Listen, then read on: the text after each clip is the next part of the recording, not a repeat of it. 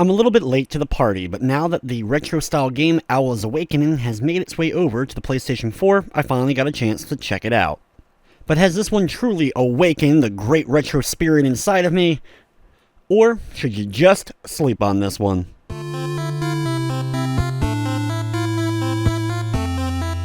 Alwa'S Awakening is a retro-inspired game, and while I have played an absolute ton of these games trying to hit at that nostalgia, very few do it, but Alwa'S Awakening definitely hit that retro nerve. The game stars a young female protagonist who sets off on an adventure that's a bit of Metroidvania and reminds me a lot of the great NES adventure-style games like Foxanadu and Battle of Olympus. Seriously, if you like those games a lot, you're probably gonna love Alwa'S Awakening. The game plays very much like an NES game. While you have plenty of buttons on the modern controllers, you're only using a few here, moving around your character and then two face buttons, one for jumping and one for attacking. You hold down the direction in order to do your special moves in the game. The island of Alwa is a pretty vast one. You have a decent amount of areas that you'll get to explore throughout the course of the game with pretty common themes that you've come to know and expect in video games.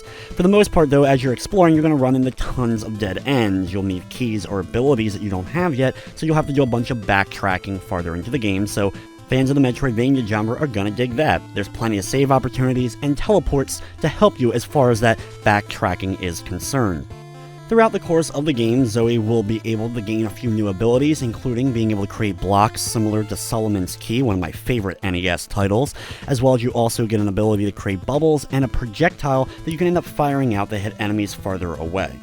The game was definitely made with the NES audience in mind as far as things like difficulty. It's not an extremely easy game. I think veterans of NES titles will feel right at home with the difficulty level, but if you've always struggled with retro games, you may struggle a little bit with Alwa'S Awakening. Though not nearly as punishing as something like a Super Meat Boy, for example. One of my favorite parts of the game was the boss encounters. I honestly wish there were a few more, though the ones that were here were real fun to kind of figure out, and being able to best each and every one of them felt satisfying.